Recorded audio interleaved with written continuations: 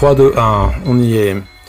Bonjour et bienvenue dans l'épisode 8 de Zero Dark Theory, l'émission qui entre dans les débats politiques avec la délicatesse du parpaing matérialiste qui s'écrase sur les tartelettes aux fraises des illusions bourgeoises. MeToo, balance ton porc, le livre de Vanessa Springora, des ronds-points blindés de femmes précaires en gilets jaunes qui ont en gros une actrice à poil au César, des réacs qui se roulent par terre en couinant à la fin de la civilisation. Il se passe quelque chose, décidément.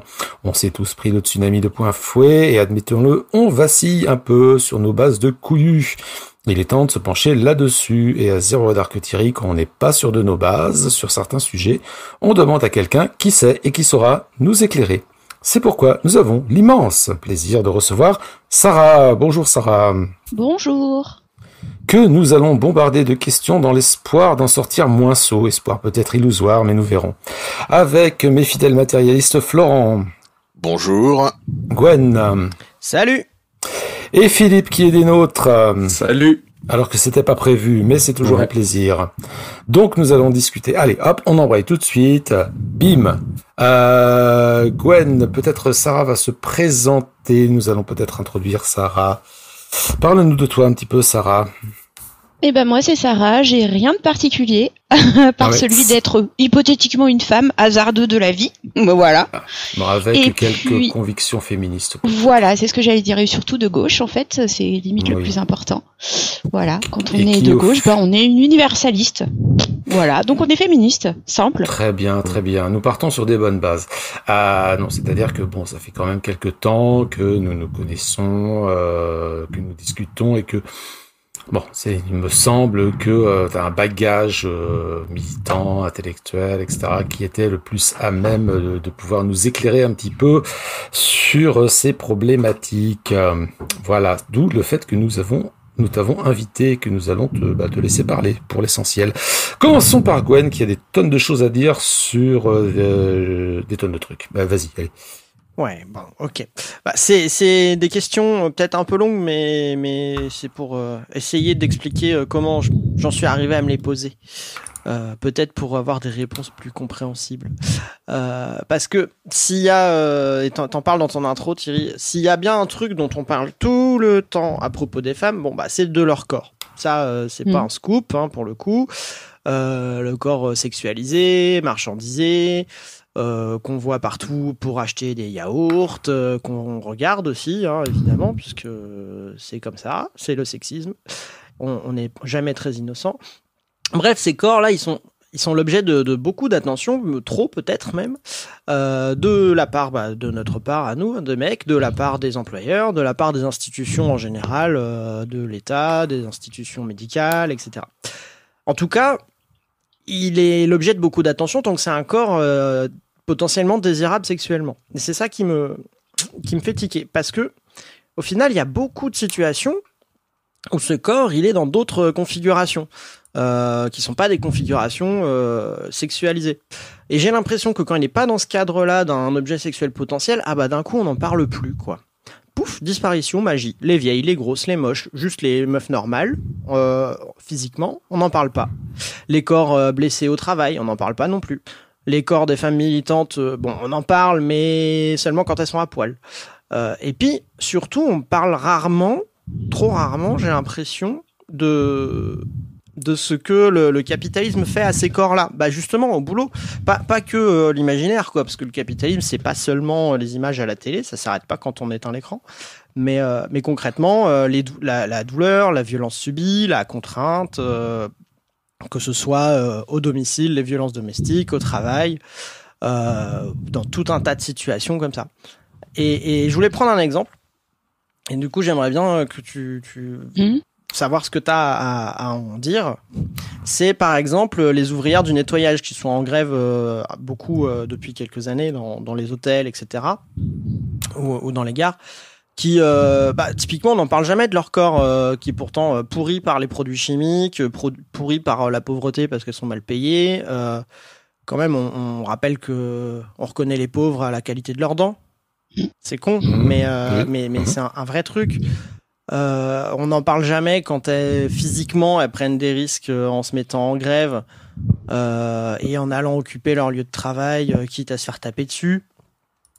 Et on parle pas non plus, on parle beaucoup des soignants en ce moment, mais on parle pas des lombalgies à répétition et des infirmières de 50 ans qui peuvent plus soulever quoi que ce soit parce qu'à force de retourner les patients qui font 3 fois leur poids, elles sont complètement cassées. Bref, on parle pas de tout ça, on parle pas de cet aspect-là du corps qui pourtant c'est peut-être l'aspect le plus quotidien aussi dans beaucoup d'activités, dans beaucoup de situations sociales. Et donc voilà, moi ça m'interroge et j'étais curieux de savoir ce que tu avais à nous en dire, ton point de vue là-dessus, quoi.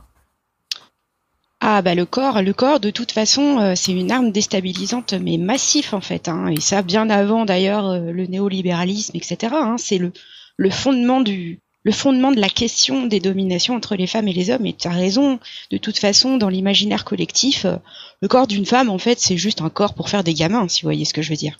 Donc par nature le corps il est d'abord et avant tout objet de plaisir et pas sujet de lutte.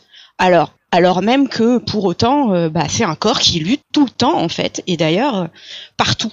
Et le monde du travail, qui est quand même le deuxième endroit le plus dangereux pour une femme, hein, puisque clairement le premier c'est sa famille et le deuxième c'est le travail. Pourquoi ? Parce que sur le travail, il y a massivement toutes les représentations des femmes. Alors on lui file le boulot le plus ingrat, mais on le dit pas. Hein. Elle nettoie les chiottes, elle utilise des produits toxiques, elle se baisse dans tous les sens, à l'usine. D'ailleurs, pour faire un élément rétrospectif, hein, Copenhague 1910, c'est pas un hasard si les femmes se sont mises à dire on veut une journée de lutte en faveur des droits des femmes et que c'est parti du monde ouvrier. C'est pas du tout un hasard, quoi. C'est parce que les femmes, de tout temps, elles ont galéré, et elles se sont fait exploser le corps, et que le corps, c'est le lieu de la déstabilisation de la société entière, parce qu'évidemment, c'est la première chose qu'on voit, si vous voyez ce que je veux dire. Et quand un corps est d'abord et avant tout un objet de plaisir, ça doit répondre à des codes de beauté, quoi. Ça doit pas répondre à des codes de lutte. Hein, la lutte, c'est avoir les mains pourries, c'est avoir le corps qui sue, c'est avoir un corps tumifié par le travail. Et ce qui est assez rigolo, c'est qu'il y a une invisibilisation du corps, évidemment, dans sa partie sujet et pas objet. Mais en fait, il y a une invisibilisation totale du corps comme outil de travail pour une femme, quoi. Et du coup, ça entraîne des choses assez incroyables, comme effectivement les femmes de ménage qui sont en fait là en grève depuis 2017, qui l'étaient bien avant, portées par des mouvements syndicaux qui se sont d'ailleurs posé très vite la question de comment on fait pour donner la parole à ces femmes, leur donner de la place. Mais elles étaient déjà là, hein, depuis toujours. Mais je veux dire, comment on fait pour porter et les rendre visibles. Et ce qui est fou, c'est que on se retrouve, j'entends nous les femmes en lutte en fait, à devoir d'une certaine manière utiliser son corps objet de désir comme un étendard pour montrer justement que c'est un objet, un sujet et pas un objet. Et donc au final il faut qu'on renverse la charge. Vous voyez, c'est un peu les femmes quoi, obligé de montrer et d'écrire sur son corps qui est objet de désir parce que c'est la seule chose qu'on regarde en fait pour les écouter.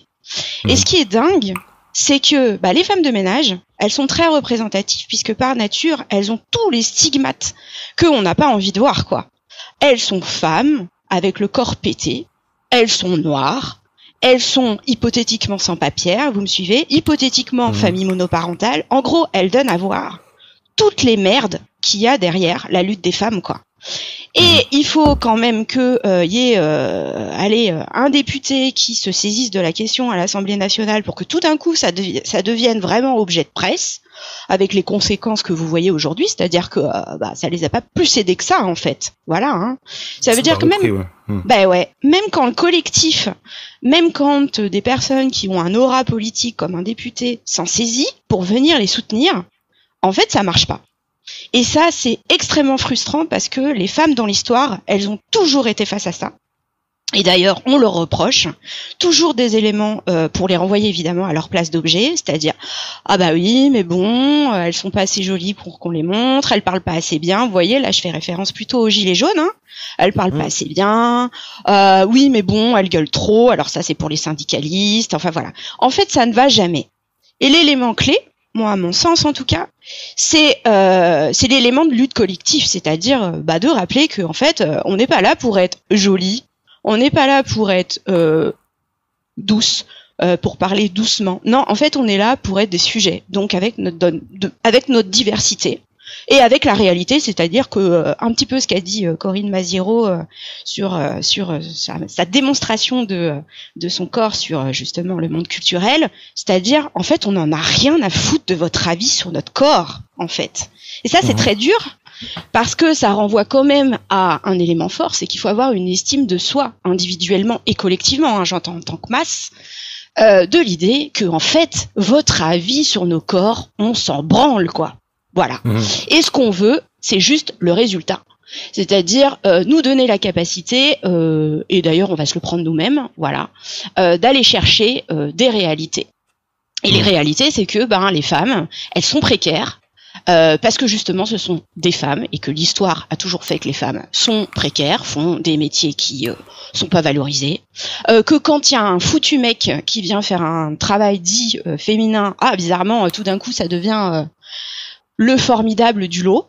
À un moment donné, faut savoir aussi dire en tout cas ces mecs, moi c'est mon avis, dire à ces mecs que en fait, avant tout, il faudrait qu'ils soient en soutien des femmes et pas à se montrer là avec. Je pense à une collègue infirmière qui m'a dit il y a pas longtemps, moi elle est infirmière en pédiatrie et elle me dit de manière tout à fait naturelle et très calme, moi je suis infirmière en pédiatrie depuis 35 ans. Et hier, j'ai un petit genou qui est arrivé avec sa blouse rose et tout le monde était à ses petits, vous voyez, à ses petits pieds quoi, en train de lui dire c'est trop bien.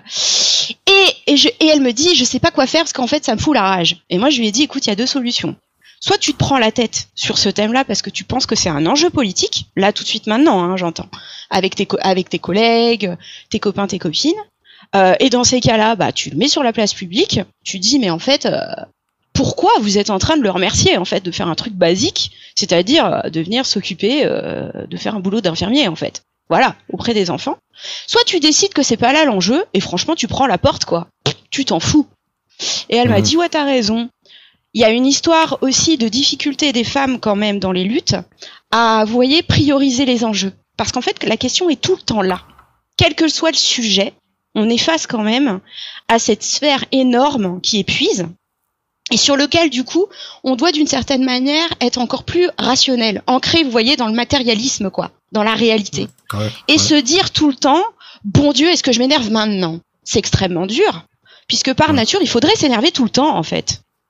Or, vous voyez, faut bien s'occuper des gonds quand même. Tout le temps. Voilà. Ouais, humainement, ça tient pas, quoi. Exactement. Donc c'est très dur. C'est dur. C'est dur. Pour ces femmes, en tout cas. Ça me fait penser à un truc, ce que tu dis, qui... En fait, dans tous les exemples que tu donnes, j'ai l'impression que c'est ce que tu dis quand tu parles de sujet, en fait. Mais c'est que ça devient invisible dès qu'il est question de femmes qui font des trucs. Exactement. Voilà. C'est vraiment la notion d'activité, c'est ce que tu dis. Et ça me fait penser à un truc que j'avais coupé de ma question rallongée, mais qui peut peut-être rebondir aussi justement avec ce que tu disais vis-à-vis de Corinne Maziero et vis-à-vis de ça. C'est que, au final, quand tu regardes un peu les idéotypes qu'on plaque sur les femmes, moi j'ai l'impression qu'il y en a. Bon, alors t'as l'idéal type de la mère, etc., dont t'en as parlé tout à l'heure déjà. Mais sinon, les idéotypes sexués, globalement, c'est des idéotypes de femmes qui ne font rien d'autre qu'être sexuées, quoi. T'as que ce soit, si tu prends la version bourgeoise de la nana hyper élégante, machin, qui est juste là pour être jolie, etc., ou l'idéal type un peu de la prostituée, c'est à chaque fois pareil, quoi. C'est résumé à la sexualisation et à rien faire d'autre, quoi. Oui, t'as raison. De toute façon, dans les représentations bourgeoises des femmes, ça va être des femmes, vous voyez, qui écrivent des romans, quoi. Voilà, elles sont en mode, à disposition. Elles font un truc pour les hommes et de toute façon, avec l'objectif que ça soit par eux, en fait, elles ne font que retranscrire des envies des hommes, en fait. Et effectivement, l'élément clé, c'est cet imaginaire collectif qui vient frontalement toujours dans la face des femmes, quoi. Et d'ailleurs, c'est bien le problème. Alors, pour le coup, il y a vraiment des mouvements syndicalistes qui ont beaucoup travaillé dessus. Enfin, par exemple, il y a Sophie Binet, qui est pour moi, en tout cas, un peu une référence, qui a beaucoup travaillé au sein de la CGT sur la question, justement, de la prostitution, du rapport. Est-ce que c'est un travail? Vous voyez, toutes ces questions, en fait, qui sont inhérentes à ce que tu es en train de dire. C'est-à-dire, est-ce qu'on peut considérer qu'une femme qui écarte les jambes, elle travaille, quoi? Voilà. Bizarrement, quand on dit ça d'un homme, la question est moins posée. Bah, évidemment, parce que dans l'imaginaire, de toute façon, les hommes, ils écartent pas les jambes. Vous voyez ce que je veux dire? Ils écartent pas les jambes, quoi. Dans l'imaginaire, même si en vrai, bien évidemment, la vie, elle est pas comme ça. Mais ce qui est intéressant, c'est toujours de se poser cette foutue question de en quoi tout est intégré, en fait. La question ne se pose jamais tout seul. En gros, c'est pas une question femme-homme. Sans poser la question de l'émancipation qu'on a nous à gauche, quoi. C'est pas se poser la question non plus de femme-homme sans se poser la question de la question femme-homme, en fait, elle est plus problématique pour les gens pauvres, quoi. C'est une réalité. Voilà, elle est plus problématique aussi pour les personnes qui sont porteuses de handicap, quoi. Une femme handicapée, vous vous rendez compte dans l'imaginaire? Comment c'est pas du tout existant, quoi. Et pourtant, elles sont plus victimes d'agressions sexuelles en proportion de leur nombre. Et femmes handicapées. Oui. En fait, c'est la représentation. On est toujours dans la représentation, dans une société de la représentation, qui est la projection immédiate du fonctionnement capitaliste tel qu'il est maintenant, c'est-à-dire le capitalisme et son spectacle. Et ça peut se résumer assez simplement par le corps prolétaire n'est pas instagrammable. Ouais, c'est exactement ça. On ne peut pas dans la représentation. Alors, mais ça vaut aussi pour toutes les projections de soi qui se trouvent sur Internet, sur tous les réseaux sociaux. C'est très sur Facebook, tu mets une photo de chaton, tu auras de 500 likes, etc. Et tu mets un témoignage d'ouvrier, tu en auras 3. Voilà, ou pas du tout. Et c'est tout sur ce genre de choses. Bon, il suffit de rappeler les ouvrières, du nettoyage en grève. Depuis 2017, nous sommes en 2021. C'est ça. Il a fallu et on continue à en parler. C'est des luttes qui sont extrêmement longues, extrêmement éprouvantes. Parce que les pauvres, elles obéissent pas au canon elles ont pas une porte-parole suffisamment ceci et suffisamment cela. Je dirais que c'est pire que ça, hein. Je dirais que c'est pire que ça. Elles sont pas dans l'idée qu'on a envie d'avoir de la représentation. En fait, c'est toujours pareil, quoi. Chez les femmes, on a cet élément qui est intrinsèquement lié à l'histoire des femmes, en fait, l'histoire du corps des femmes. C'est que on a une féminité hyper stéréotypée qui est imposée sur soi tout le temps. Et qui pose son emprise de différentes manières. Et du coup, comme tu dis très justement, c'est-à-dire que ça va rendre aussi impossible pour une femme de pas se questionner avant d'envoyer une photo à quelqu'un. Vous voyez? De pas se poser la question de merde, attends, est-ce que je réponds en fait à quelque chose? Est-ce que potentiellement ça peut pas servir à autre chose contre moi un jour? Voilà, cette espèce de nid de persécution qui quand même est inhérent au corps de la femme. Et d'ailleurs, toutes les représentations, moi j'utilise beaucoup ça avec les discussions avec les ados, quoi, en commençant toujours simplement par dire tiens, quand vous étiez petit, c'était quoi en fait les dessins de femmes que vous aviez? Alors là, on va vous parler de la sorcière avec son gros bouton, vous voyez, voilà, moche quoi. Et quand vous commencez à gratter en disant si elle était pas moche, derrière elle a une histoire dingue, non? Et là, bizarrement, les enfants vous disent mais carrément, en fait, moi j'aimerais trop être la sorcière, vous voyez, fille ou garçon d'ailleurs, celle qui va empoisonner, qui est malicieuse, qui est conquérante, parce qu'en fait derrière la sorcière il y a ça, il y a celle qui veut conquérir, mais toujours dans un prisme négatif. Donc en fait c'est assez rigolo de voir que malgré les évolutions, il y a toujours ça il y a toujours ce nœud-là qu'on n'arrive pas à se défaire. Et clairement, si on n'arrive pas à se défaire, c'est tout simplement parce que le capitalisme, il est bien content que le patriarcat existe, quoi. Faut quand même pas se leurrer, quoi. Et ça me fait penser à un truc. Ouais. Après, j'aimerais dire un truc. Vas-y, Philippe. Ça non, mais c'est parce que je pourrais pas le caser après. C'est pour rebondir ce que tu disais, Sarah, sur les métiers quasi exclusivement féminins. Et t'as un mec qui se pointe et puis il a le bon rôle, quoi. parce que finalement, c'est mon cas, finalement. Mhm. Parce que je fais un boulot qui est exclusivement ou presque féminin. Et effectivement, quand tu te pointes dans une équipe où il y a que des femmes, bah, t'as le bon rôle, hein, c'est clair. Tout le monde est aux petits soins, tu t'entends bien avec tout le monde, etc., etc. Et ça pose même un problème, enfin, moi, ça me pose un problème quand tu fais du syndicalisme après. Parce que l'équipe de femmes, elle te demande à toi, le mec, de les représenter. Et moi, ça me pose quand même un problème. J'aurais bien envie de leur dire, bah écoutez, je sais pas, moi, mais enfin, mettez-vous en avant, quoi. Et ben en fait, ce que tu dis démontre bien que c'est pas une question individuelle, mais une question sociale, quoi. Voilà. Ouais. C'est-à-dire que toi, en fait, même toi, en tant que mec de gauche syndicaliste qui a envie du coup de donner de la place, t'arrives pas non plus toi-même à mettre en avant les femmes, puisque par nature, elles aussi, elles sont prises, parce que ça c'est une réalité qu'il faut se dire. Elles aussi, elles sont prises en fait dans les contradictions. Vous voyez. Tout de suite, le elles truc, sont pas parfaites, hein. Voilà, le truc tout de suite, c'est ah non, mais moi je suis pas compétente. Toi, vas-y, toi, tu comprends, toi, machin. Tout de suite, t'intériorises le fait de pas être compétent, alors qu'il n'y a pas de raison d'être plus ou moins compétent, mais c'est effectivement, on projette la compétence. L'homme est compétent, l'homme est capable, l'homme sait. Mais l'homme est dominant, en fait. Donc, si vous voulez, c'est aussi une réalité. C'est-à-dire que, bien évidemment, toi, quand tu vas dire à une de tes camarades, non, vas-y et tout, elle prend 10 fois plus de risques que toi, en fait. On est dans une structure dominante, quoi. Où le dominant, c'est le mec. Donc, par nature, elle va prendre 10 fois plus de risques, de coups. Donc, par nature, elle anticipe aussi. Elle a intégré la difficulté. Vous voyez ce que je veux dire? C'est en elle. Donc, ça nécessite pas que du courage. Ça nécessite aussi que toi, tu lui tapes sur le cul, d'une certaine manière. Voilà, bien sûr, avec de façon figurée, sur l'épaule, t'as raison, c'est mieux. et surtout que tu sois dans une dynamique de binôme, en fait. Vous voyez? Ce qui fait gagner collectivement, ça n'a jamais été l'individu. Ça a toujours été le collectif, quoi. Ça a toujours été l'idée qu'on est plusieurs. Et moi, je vais te dire, les meilleurs exemples de lutte que moi j'ai, ça n'a jamais été quand moi j'étais toute seule. De toute façon, on est de gauche, on n'est pas pour la hiérarchie, vous voyez ce que je veux dire? On n'est pas pour l'idée que un représenterait tout le monde, déjà de base.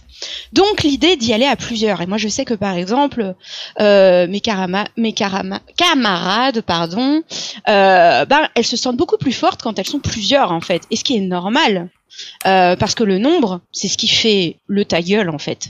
Vous voyez? Donc, ce qu'il faut se dire, c'est que peut-être la méthode la plus, alors qui est hyper difficile, parce qu'en fait, il n'y a pas de bonne méthode. Voilà. Ça dépend des gens, quoi. Ouais. Mais la meilleure des méthodes, c'est peut-être de dire à cette camarade qui dit, ah, mais moi, je me sens pas, de dire, bah, tu sais quoi? Tu vas y aller, là, avec les 3 d'à côté. Vous allez y aller à 4, en fait. Et de refuser aussi ce jeu de dominant qui est que un représente tout le monde, quoi. Vous voyez? De décaler un peu l'échec. Voilà. C'est peut-être une méthode la plus simple. En fait, c'est ce qu'on fait déjà, enfin, en tout cas, à la CGT, c'est ce qu'on fait déjà pour les distributions de tracts. Bah voilà. En tout cas, moi, là où je suis, la règle pour une distribution de tracts, c'est d'avoir un homme et une femme, mais un vieux, une jeune, ou une jeune, un vieux, et voilà. Ouais. Et on le fait pour tout le monde, enfin, pour n'importe qui à qui on donne le tract et quelqu'un qui s'identifie. Mais curieusement, dans beaucoup d'orgas, dès qu'il s'agit d'aller plus loin que de distribuer les tracts et qu'il y a des enjeux de pouvoir, là ça passe plus, on oublie d'un coup. Mais là tu viens de poser le nœud, enjeu de pouvoir. Power. C'est ça le problème. Ouais. Sur la question, on va rebondir un petit peu sur l'autre sujet, sur justement qui est en connecté à ça, désir, plaisir et contentement, parce que comme beaucoup de gens, j'ai lu le bouquin de Vanessa Springora sur sa relation toxique avec Gabriel Maznev. C'est rien de dire que j'ai pris une claque. J'en recommande évidemment la lecture à tout le monde parce que ça appuie là où ça fait mal. Le consentement, là on entre dans les trucs un peu touchy, le consentement éclairé ou pas, ce que ça signifie, y a-t-il réellement une, entre guillemets, zone grise du consentement? Ça c'est une énorme question et c'est sensible tout ça, qu'en penses-tu Sarah? Eh ben oui, mon capitaine, car rien n'est toujours si clair que ça. Les humains, c'est bien plus compliqué. D'ailleurs, voilà. La notion de consentement, c'est une notion juridique en fait, qu'on a construit juridiquement, justement pour donner la capacité d'analyser une situation, vous voyez, et nous dire collectivement si c'est grave ou pas grave. Parce que c'est ça, bien ou mal, toujours, l'état de droit, c'est quand même ça que ça sert, de nous dire un petit peu en ligne directrice ce qu'on a le droit de faire et pas le droit de faire avec quelqu'un, dans une relation avec quelqu'un, voilà. Mais pour autant, la notion de consentement individuellement, bien sûr qu'elle est plus compliquée que ça, quoi. Le désir, le plaisir, le consentement, je vous parie, allez, une bouteille de vin, parce que dans la vie, il faut amener un peu de stupéfiant, que vous prenez mais en circuit court, la cirrhose en circuit court. Exactement. Je vous parie vraiment ma casquette, et voilà, pour pas changer, pour pas aller vers l'alcool, mais vous prenez n'importe qui dans la rue, vous lui dites désir, plaisir, consentement, bonjour. Vous avez une dissertation de quelques heures avant d'être capable quand même de concevoir les distinctions. Mais en même temps, elles sont en nous. Elles sont très claires, quoi. La notion de plaisir, elle est à soi, d'accord ? Moi, quand je bouffe du chocolat, j'ai du plaisir, quoi, littéralement. Et je pense qu'on est beaucoup à avoir du plaisir en mangeant du chocolat. Désir, c'est ce qu'on aimerait avoir, voilà. Et consentement, c'est autre chose, quoi. C'est la fameuse.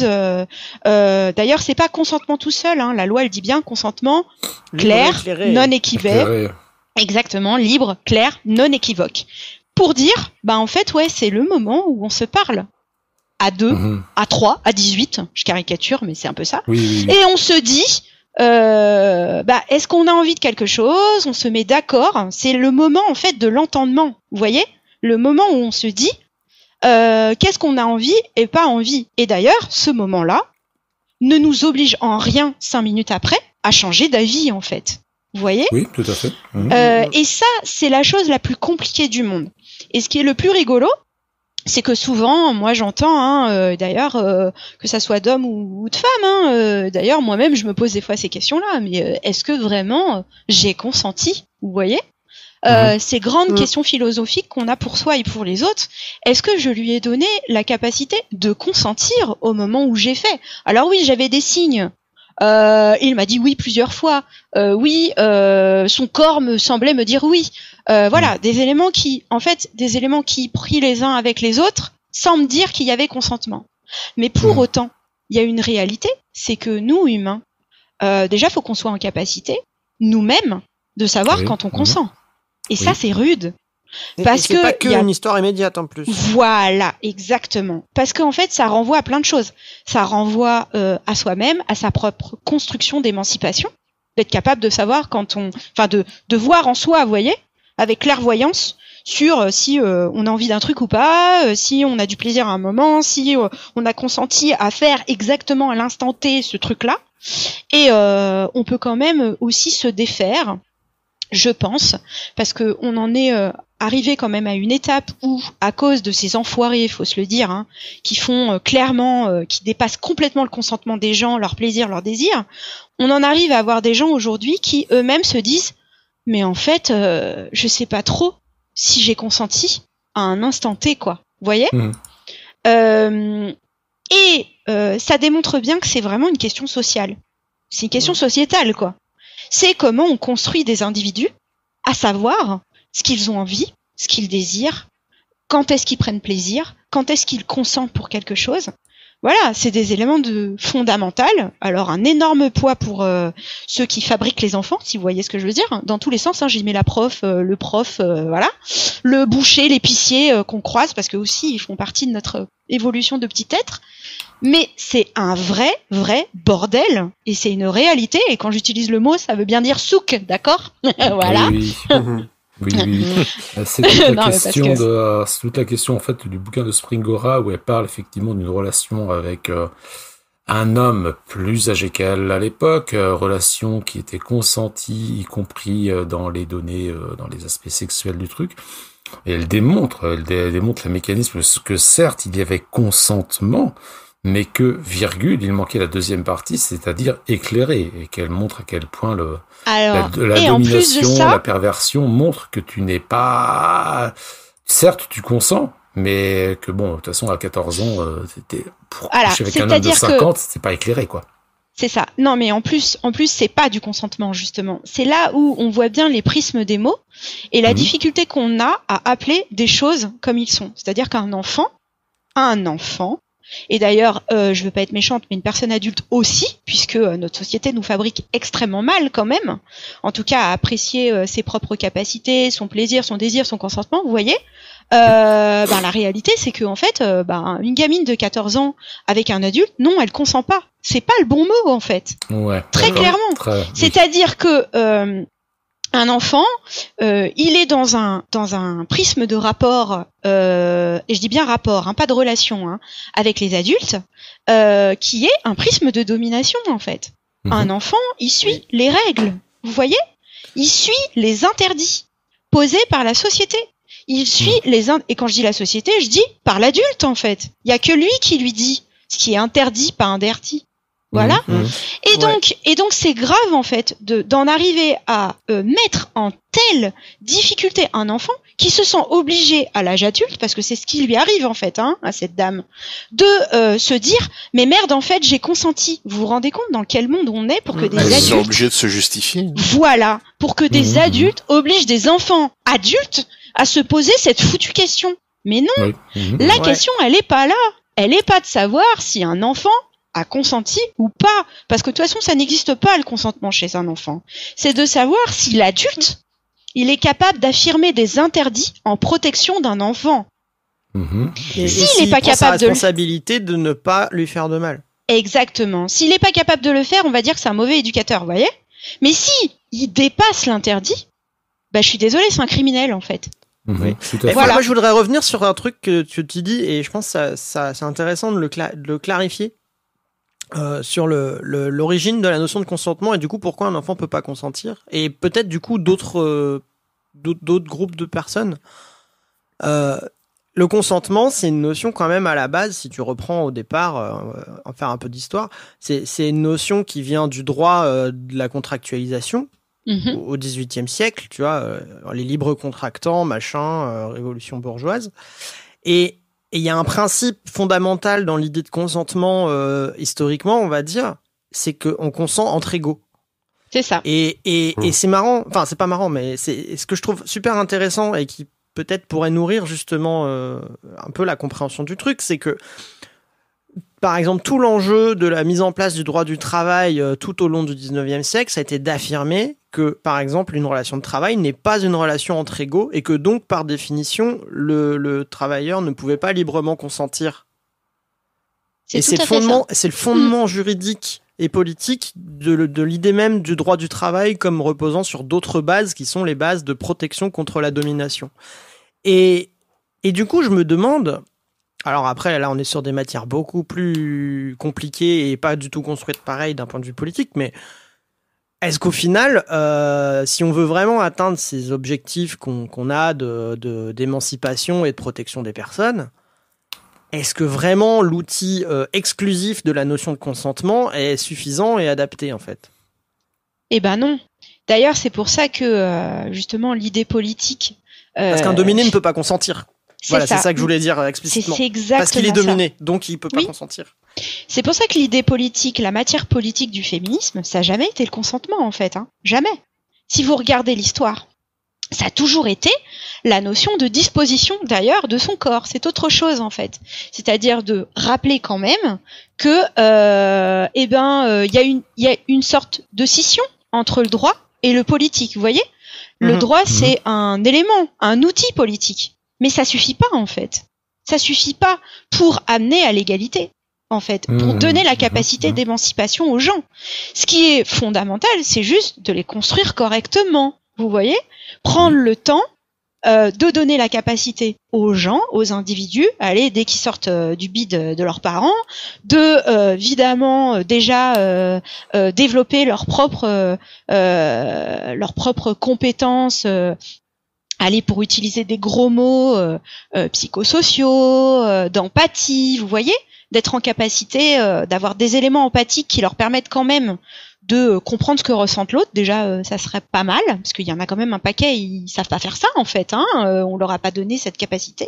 Et puis après, de discuter, de parler de ce qu'on aime, de ce qu'on n'aime pas, pour évidemment mettre en évidence aussi sa propre altérité. Vous voyez, genre j'aimais le chocolat il y a un jour, j'en ai trop bouffé, j'aime plus ça. Voilà, des choses éléments. Et puis un peu fondamental, et puis de confronter son propre plaisir, son propre désir avec celui de l'autre, de se rendre compte que ce qu'on aime, c'est pas forcément ce qu'aime l'autre. Voilà. Et puis aussi, nom de Dieu, avoir le courage, nous les adultes, de dire en fait, si t'aimes pas ça, t'aimes pas ça, quoi. Vous voyez pour que les enfants assument et se sentent n'aient pas besoin du courage pour dire non, ça j'en veux pas, quoi. Le non, nom de Dieu, le non, quoi.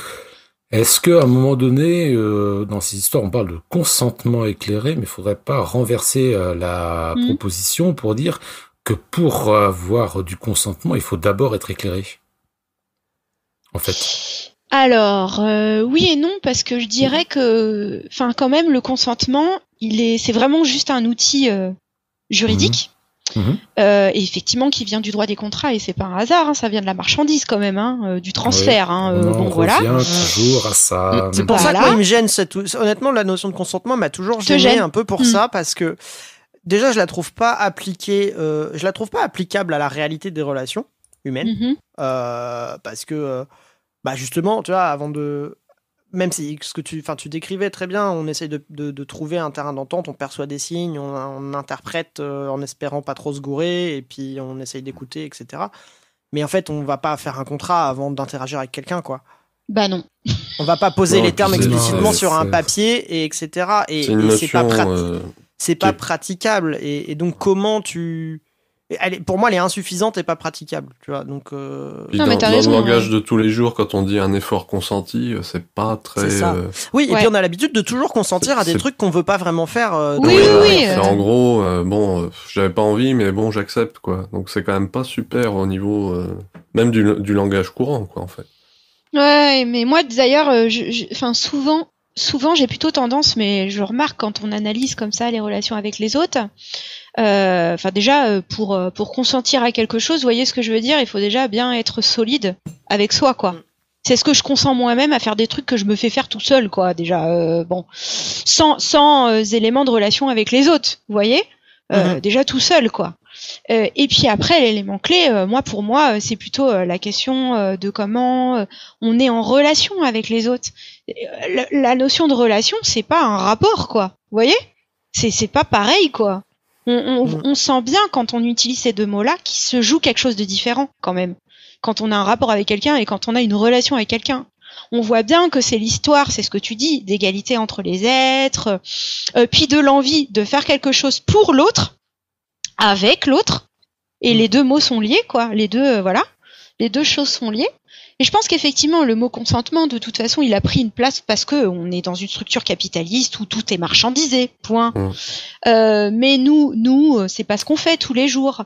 Et d'ailleurs, souvent, moi, je me dis plutôt, je vais prendre le risque de lui demander, tu vois, à l'autre personne, avec l'idée que, moi, je fais un pas, et puis je donne la capacité à l'autre d'en faire un s'il a envie, mais potentiellement de reculer, quoi.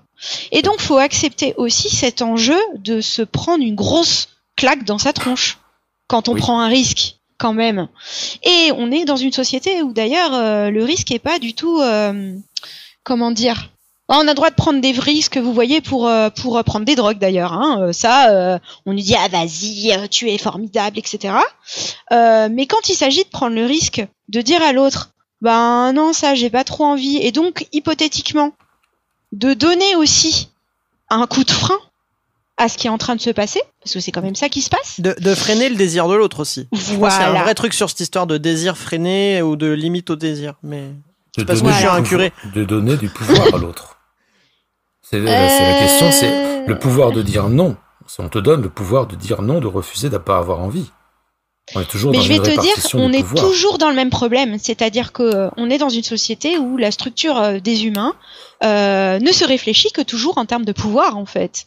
C'est ça le problème. c'est que la conscientisation quand même, et on l'a tous vécu ce moment où on a une relation avec quelqu'un, allez, on est pile au moment où on se fait des bisous et tout, on adore l'autre, on a des sentiments, je dis adorer exprès pour pas dire aimer, on adore l'autre à cet instant T, et on a peur de lui faire du mal, donc on n'ose pas trop lui dire bah non ça j'aime pas trop quoi, voilà, parce qu'on n'a pas envie non plus que ça remette tout en question. Et d'ailleurs, c'est bien la preuve que structurellement, le problème, c'est le pouvoir. C'est qu'on ne conceptualise que l'idée de lui donner en fait un signe qu'hypothétiquement, on va refuser quelque chose que lui a envie.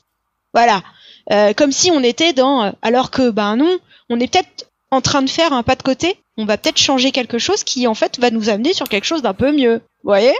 Mais ça c'est dur en fait, c'est très dur parce qu'on n'a pas de représentation, j'entends dans nos têtes, dans nos esprits, dans les manières de fonctionner avec les autres, on n'a rien qui nous permet de réfléchir comme ça, vraiment.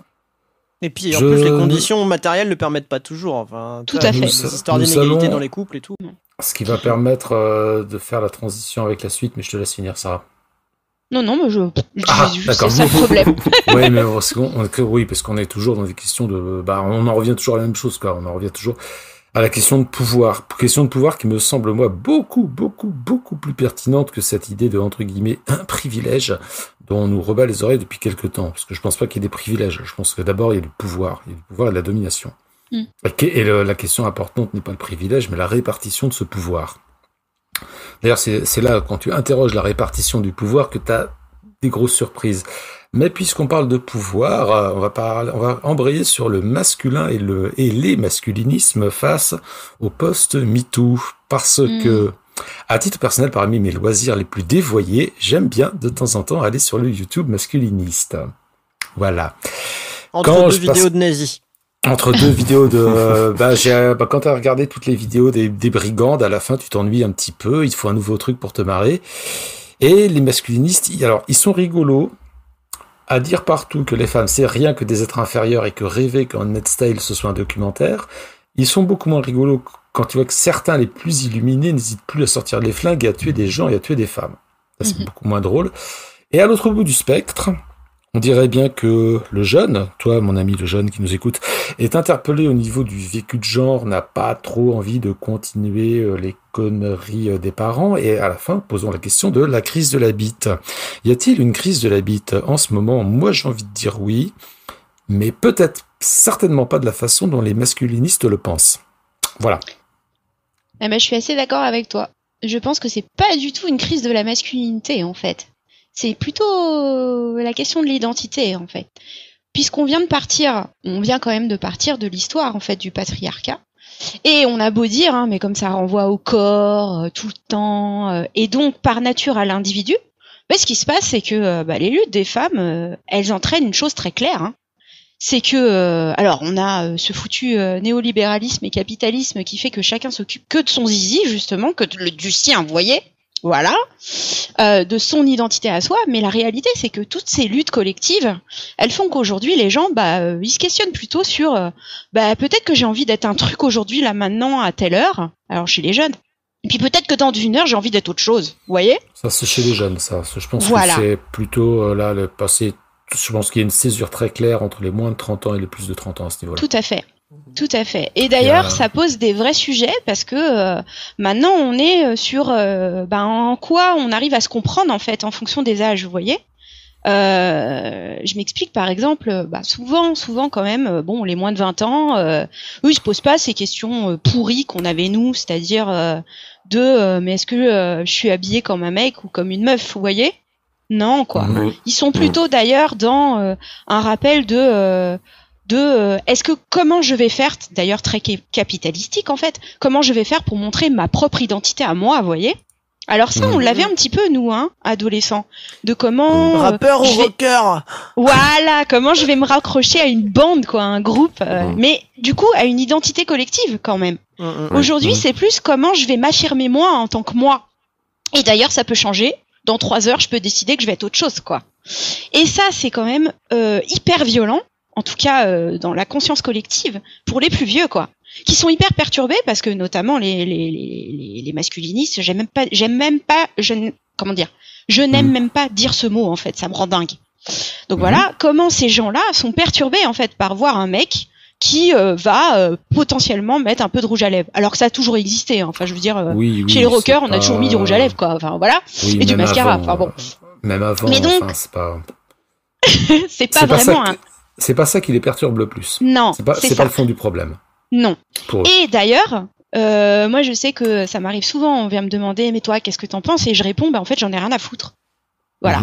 Et ça c'est très très très important de rappeler que ces choses-là, en fait, les choses individuelles, les gens s'ils ont besoin de se mettre comme ci comme ça, ou d'ailleurs s'ils ont juste envie et pas besoin, mais en fait c'est pas un sujet, quoi. C'est pas un sujet. Ce qui nous importe par contre, c'est de savoir que y a un mec, et là en l'occurrence un masculiniste, qui va se servir de ça pour venir nous rappeler aux éléments collectifs de domination que lui souhaite, en fait. Vous voyez ? C'est-à-dire, pour venir nous dire, ah, lui, ça démontre qu'on est en train de perdre notre bite. Voilà, c'est ça, en fait. Et là, la question, c'est pas ce qu'il utilise comme exemple, c'est lui. Comment il est perturbé au fin fond de lui par un bout de rouge à lèvres. Voilà. Et donc, foncièrement, ces gens-là ont eu une haine qui a toujours existé. Une haine des femmes en tant que sujet, qui ne les supporte pas, parce qu'ils supportent pas l'idée de partager, en fait, un truc très, très capitaliste, qui est de ne pas partager le gâteau. Vous voyez ? Le pouvoir. Voilà. Le pouvoir. Exactement. Et donc, foncièrement, ils vont d'ailleurs tout essayer, hein, en droit de la famille, t'en as quand même un paquet, hein, qui viennent 10 ans après que le gamin, il ait l'âge qu'il a, voilà, qui viennent dire, ah, mais moi, je suis un papa, je veux avoir ma place, mais t'as envie de dire, mais mon coco, fallait te réveiller avant, quoi. C'est trop tard. Le gamin, il a 10 ans.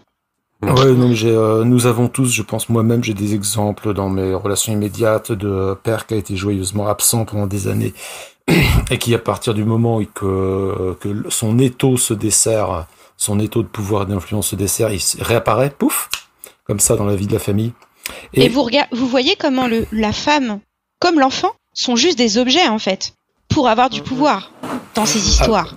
Ah ben c'est toute la question en fait de ce qu'on appelle. Enfin c'est un truc qui m'a. Il y a deux trucs qui m'ont énormément interpellé. Enfin je me suis intéressé, c'est les histoires de Jean-Claude Roman et de Xavier de Ligonnès, parce que les deux mecs qui sont dans la même situation, qui sont au bord d'une sorte de faillite, des impostures vont être des jeux. Attends, parce que Dupont de Ligonnès, je le remets, Jean-Claude Roman, c'est le type qui s'était inventé une carrière à l'OMS. Ouais. Ouais, c'est ça. D'accord. Ouais, c'est ça. Mais en fait, les deux fonctionnent exactement selon le même schéma.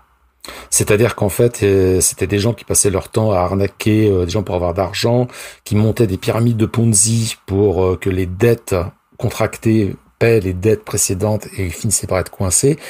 Et au moment où ils ont été au bord d'être démasqués, ils ont décidé de tuer femmes et enfants, et de tuer femmes et enfants. Et l'un de faire semblant de se suicider et l'autre de s'évanouir dans la nature. Mais c'est la même structure de base, c'est-à-dire qu'à partir du moment où le pouvoir, ou l'illusion du pouvoir, ou l'apparence du pouvoir était au bord de leur être enlevé, plutôt que d'assumer et de se présenter à leur famille en disant « j'ai merdé, c'est ma faute », et peut-être de se dire « bon voilà, comment est-ce que je peux faire pour réparer ?» ont décidé d'exercer leur pouvoir sur leurs femmes et les enfants, sur les plus fragiles, sur les plus vulnérables, pour éliminer le miroir de la honte. C'est-à-dire que là, on est quand même dans un masculin qui est tellement dans une terreur d'être démasqué dans sa fragilité que la seule solution, c'est tuer tout le monde. Bah, les crimes d'honneur, mec. Ouais, les crimes d'honneur. Non, mais aussi. C'est ça, en fait. Et je vais te dire, il y a un élément clé, en fait, dans cette mécanique criminelle, parce que c'est une mécanique criminelle, c'est de pas oublier que derrière, en fait, il y a l'envie, il y a l'idée, en tout cas, que pour atteindre le pouvoir, faut détruire, quoi. Vous voyez ce que je veux dire ? Il y a toujours ça, en fait. Il y a quand même l'idée qu'il faut tout... Voilà. Il faut tout entreprendre pour arriver jusqu'à être le big boss, quoi. Et en l'occurrence... À garder le pouvoir, sauver la face, quitte à tuer absolument tout le monde. C'est intéressant ce que tu dis, Sarah, parce que je le mets en lien avec ce que tu disais tout à l'heure sur le collectif. Où là, cette vision-là du pouvoir, où du coup le pouvoir existe que dans la domination brute sur autrui, c'est aussi une vision qui est vachement individuelle, parce que dans une vision collective, tu construis du pouvoir avec les autres sur un élément extérieur au groupe. Exactement. Mais aussi sur toi-même, parce que récupérer tu le pouvoir te changes toi-même d'ailleurs. Le pouvoir de s'auto-déterminer, c'est le premier pouvoir vers l'émancipation, tu vois. Enfin, en tout cas, tout à fait. Comme ça, je le formule dans ma tête. Et du coup, c'est deux visions du pouvoir qui n'ont pas la même mécanique. Oui, il y en a une qui est émancipatrice et il y en a une qui est destructrice, en fait. Très clairement, de l'individu, j'entends, donc du collectif, de l'universel, quoi. De ce qui fait qu'on représente un peu tout le monde quand on fait un truc, en fait. Là, ces gens-là, ils veulent pas représenter tout le monde. Vous voyez ? Ils sont pas dans l'idée, en fait, que leur corps, leur sujet, ce qu'ils sont, est un bout de tout, un bout du tout. Ils sont juste dans l'idée d'être le boss, quoi. Voilà. Le boss, celui qui décide à la place des autres, qui d'ailleurs décide de vie et de mort, d'ailleurs, littéralement, là. Oui. Mais on est vraiment dans quelque chose qui... c'est vraiment le nœud de la difficulté. C'est que c'est pour ça que la question du masculinisme est une question totalement universelle aussi. C'est-à-dire que, oui, il y a des femmes. Moi, des fois, on me pose la question, on me dit, mais les femmes, elles aussi, pour aller là-haut. Bah ouais, boss, tout le monde n'est pas de gauche et tout le monde n'est pas féministe, en fait. C'est pas parce que t'as une quéquette ou je sais pas quoi... moi j'appelle ça une quéquette pour une meuf, donc pardon, voilà. C'est pour ça que j'ai rajouté je sais pas quoi, que tu peux littéralement ne pas être dans une mécanique justement de domination et avec une envie de répondre aux codes qui sont ceux qui te permettront d'arriver au pouvoir en fait, tout en haut. Et l'élément clé, c'est peut-être se dire que, moi, en tout cas, en tant que féministe, je pars du principe que j'ai pas du tout envie d'avoir le pouvoir, en fait. J'ai envie que les autres aient le pouvoir. Vous voyez ce que je veux dire ? Ouais. Enfin, c'est un peu, voilà. Non. C'est un peu différent. C'est tellement de gauche. Voilà. Voilà. Et d'ailleurs, je pense que c'est peut-être le problème qui notamment fait le nœud de nos rapports aux élections, à tout ça, parce que si on galère tous à voter, c'est pas un hasard, quoi. C'est qu'on est là en train de se dire, merde. Qui est le mieux pour nous représenter, voilà, comme des boulets. Mais ça, si je puis me permettre, c'est quand t'as pas une vision cynique des élections, quoi. C'est ça, exactement. Voilà, parce qu'à un moment donné, le cas des élections qui serait, est-ce que les élections c'est bien, est-ce qu'il faut voter, ce serait une discussion très longue que nous pourrions avoir. Mais là, à un moment donné, malheureusement ou heureusement, on est toujours dans un -10 et on choisit moitié comme on peut, moitié ce qui nous convient, moitié ce qui nous convient pas. Mais sur le masculinisme, en fait, juste avant l'émission, je me suis rappelé qu'il y a quelques années de ça, et donc j'ai fait ma petite recherche internet. J'avais lu un livre tout à fait intéressant que je recommande à nos chères auditrices et auditeurs, qui s'appelle L'identité masculine en crise, au tournant du siècle de Annelise Maug, c'est chez Payot. Et qui parle d'une résurgence masculiniste. On appelait ça pas ça masculiniste à l'époque, de 1871 à 1914, c'est-à-dire quand la France avait perdu face à l'Allemagne en 1871, avant la Première Guerre mondiale. Et les Prussiens nous ont coupé la bite. Voilà, et les Prussiens nous ont tellement coupé la bite qu'il va falloir se faire repousser la bite de façon accélérée pour pouvoir les zigouiller dans les tranchées. Et elle montre, Annelise Maug, dans son livre, qu'il y avait énormément d'une littérature qui est dans l'argumentaire exactement similaire, point par point, au discours masculiniste qu'on peut trouver sur YouTube maintenant. Mais qu'en fait le problème de l'angoisse de castration, parce que merci tonton Sigmund, on est toujours là, l'angoisse de castration n'est pas un truc qui est apparu avec MeToo, les problèmes féministes. Non, c'est un truc qui date il y a très longtemps et qui à ce moment-là, entre deux guerres, tout simplement, c'est quelque chose s'est cristallisé à ce moment-là. De la volonté de reconstruire une identité masculine, virile, très très forte jusqu'à la caricature, ce qui ne peut se faire qu'en retirant du pouvoir au camp d'en face, c'est-à-dire les femmes. Voilà. Je veux juste, avant que Sarah réponde, j'ai envie d'ajouter un truc sur ce truc-là, si elle me permet. C'est marrant parce que c'est aussi l'époque où on a inventé le darwinisme social. Et je me dis qu'il y a peut-être un lien. C'est le tournant, oui. Et puis, en miroir, après la Première Guerre mondiale, mais cette fois en Allemagne, lisez les trucs nazis en remplaçant élan vital par érection et vous verrez, le sens est le même. Ouais, effectivement. Je n'avais pas pensé à ça, mais effectivement, oui, il y a quelque chose. Il y aurait une traduction intéressante à faire à ce niveau-là. Ah là là, mais quel sujet. Alors, moi, pour le coup, j'ai une vue un peu différente. Je vais vous expliquer pourquoi. Vas-y. Parce que ça, pour le coup, je pense que c'est vraiment la vue des dominants, en fait. Vous voyez ? Genre, ah merde, on va se faire couper la bite, ah merde. Alors que la réalité, c'est que ils se sont entretués entre bites, quoi. Pendant que les meufs, elles étaient en train de s'occuper des mômes, en train d'aller aux usines, en train d'essayer de se démerder le plus possible pour faire, en fait, vivre les gens, vous voyez ? Donc, en fait, je crois que la question, elle est beaucoup plus profonde que ça. Au sens où, on n'est pas dupe, hein, l'idée de cassation, elle a été analysée en psychologie, donc on sait très bien d'où ça vient. En vrai, la vraie problématique, c'est que les mecs, c'est pas vous qui faites des mômes, quoi. Voilà. Et que littéralement, l'envie de dire qu'on sert à quelque chose dit la bite est en premier, quoi. Vous voyez ? Donc je pense que véritablement la question, elle est pas trop sur savoir si on a une bite ou pas une bite, c'est comment on garde le pouvoir ou on a le pouvoir ou on déclare qu'on a le pouvoir. Et en l'occurrence, les guerres sont très représentatifs, en tout cas dans l'histoire, parce que pendant que les mecs s'entretuent, alors pour de bonnes ou de mauvaises raisons, ça c'est pas, limite c'est pas le problème, les femmes, elles étaient à la guerre, et on n'en parle jamais. Elles étaient à la guerre dans tous les sens du terme, quoi. En train de faire tourner les usines pendant que les mecs sont à la guerre, sur les champs de bataille, parce que ça on oublie, hein. Moi ma grand-mère, elle était résistante, donc voilà, elle était à la guerre, quoi. Elle était à la guerre avec les gamins sur le dos et une Kalachnikov dans ses mains, quoi. Et ça, bizarrement, ça a totalement, comme d'habitude, il y a une invisibilisation totale des femmes comme sujet, de tout, en fait. Avec l'idée que les nazis n'auraient pas été des femmes, à part celles qui se font tondre la tête, vous voyez ce que je veux dire, voilà, ont donné leur corps. Mais la réalité, c'est qu'en fait, elles ont été dans le camp du bien, dans le camp du mal, elles ont été partout, et elles sont partout. Et effectivement, il y a des moments de l'histoire où, d'une certaine manière, les dominants s'en rendent compte qu'elles sont là. Et donc, il y a une résurgence de comment par l'intermédiaire de la culture, de la littérature, on va essayer de remettre dans les cases de représentation les femmes, quoi. Vous voyez ? Pour nous venir nous redire elles sont pas sujets, hein. Elles sont là, mais elles sont pas sujets, hein.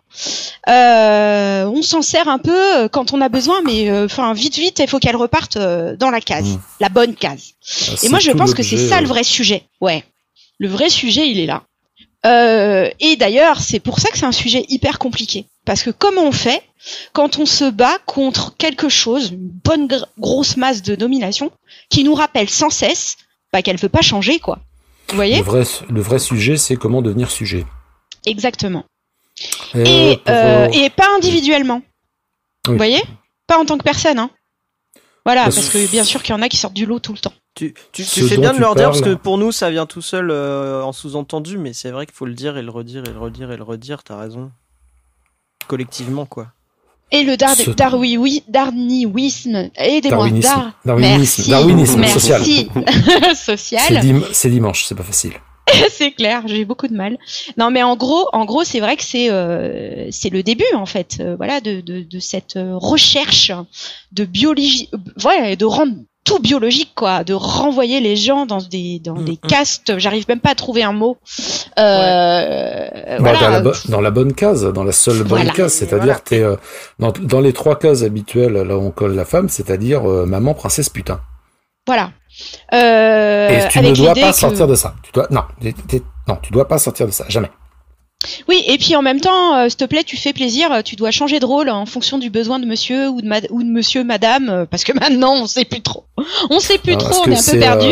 Mais maman, princesse, putain, voilà. C'est la même case divisée en 3 sous-cases, mais c'est la même chose. Oui. Puis bon, pendant ce temps-là, et bien évidemment, on ne parle pas de la réalité. C'est déjà que... excusez-moi, mais il faut être réaliste, toutes les femmes deviennent pas mères, et ça c'est la vie, en fait, voilà. Et d'ailleurs le hasard de la vie, parfois, et même souvent, la putain, c'est pas un rôle, hein, ça s'appelle de l'esclavage, en fait, voilà. Donc non, ça s'appelle l'asservissement. Donc le plus bas fond de la domination, en fait, c'est quand même de faire de quelqu'un juste un objet avec lequel on fait ce qu'on a envie, nous.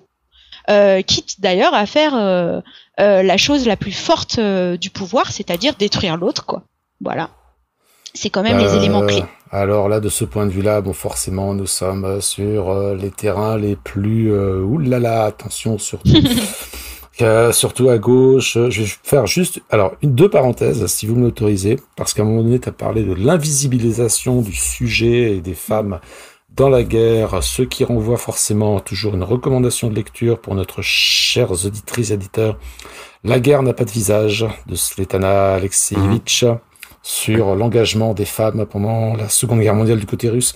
1 million de femmes mobilisées. Eh oui. 1 million. C'est bon, le plus gros contingent de femmes. Et pas que des nanas pour faire l'infirmière et la popote. C'est des nanas en première ligne, avec un fusil, au contact, les femmes aviatrices, les femmes snipers, etc. Et puis, à la fin, elle raconte qu'on les a mobilisées, on les a fait s'entretuer, parce que les conditions étaient atroces. Les Allemands, dès qu'ils prenaient une ne faisaient pas de prisonnières, parce qu'ils considéraient que c'était une humiliation de se battre contre des femmes. Ils les exécutaient sur place. Oui. Et t'as vu, Thierry, c'est toujours le cas, hein, en Irak. C'est exactement la même chose, en fait. En Irak, les femmes sont en guerre. Quand elles sont prises, hein, on les viole après les avoir torturées dans tous les sens, et puis on continue en les butant. Voilà, c'est tout. Oui, c'est l'exercice. Le titre déclaré, exact, c'est « La guerre n'a pas un visage de femme ». C'est ça le titre du bouquin. C'est encore plus clair. Encore plus clair. Et bien sûr, quand elles sont revenues du front, elles ont vu tous leurs homologues masculins se faire décorer, médailler, reconnaissance. Alors que elles, on l'a dit, c'est gentil, merci, une poignée de main et tu rentres à la maison. Exactement. C'était littéralement comme ça. Donc c'est un ouvrage surtout, t'en parles pas. Et surtout, t'en parles pas. Ce qui fait que, il y a des passages absolument poignants où le livre a été écrit en 85, c'est-à-dire que il a fallu pour certaines femmes attendre que la journaliste se pointe chez elle et que pouvoir en parler 40 ans plus tard, 40 années plus tard. Je ne saurais trop recommander ce livre qui est incroyablement poignant et bouleversant, qu'à lire en priorité. Voilà. Moi, je pense que c'est un livre à lire en priorité absolue. Sur la question extrêmement, oulala, attendue, la question de rapport à la prostitution, etc., etc. Oui, mais là, tu es en train de nous expliquer que les prostituées n'ont pas de agentivité. Donc. Eh ben, voilà, hein, c'était mon mot. Non, je rigole. Non, mais c'est fini, merci. L'émission est terminée. Vous pouvez reprendre l'activité. Salut, c'est sympa. Non, mais en fait, l'élément clé, c'est toujours pareil. C'est-à-dire, est-ce qu'on parle de soi ou on parle de nous, en fait, nous. Vous voyez, nous ensemble. C'est-à-dire que c'est formidable de nous dire oui, mais vous comprenez, moi je connais une personne ou j'ai croisé une personne ou je suis une personne qui est contente de faire ça. Mais en fait, c'est pas le sujet. Le sujet n'est pas de savoir si une personne, on a l'impression qu'il faut rappeler Bourdieu toutes les 5 minutes, quoi, la notion d'inservissement volontaire. En plus, maintenant, on sait très bien, pour avoir analysé les psychotraumas, ce que fait quand même la destruction, des violences sexuelles sur quelqu'un, ou comment, on est hyper vulnérabilisé, je vais y arriver, par les violences sexuelles qu'on a subies et que par nature, notre cortex cérébral nous envoie aussi le message qu'il faudrait se remettre dans la situation, vous voyez, se rappeler, en fait, nous rappeler à une situation horrible tout le temps et qu'il faudrait peut-être la revivre pour se sentir mieux. Et ça, c'est quand même comment on sait aujourd'hui que notre cerveau nous amène à refaire des choses horribles, en fait, voilà. Oui. Donc, toutes ces choses-là qui relèvent clairement de la compréhension de l'individu, voilà, de comment on marche, quoi, ne vient pas,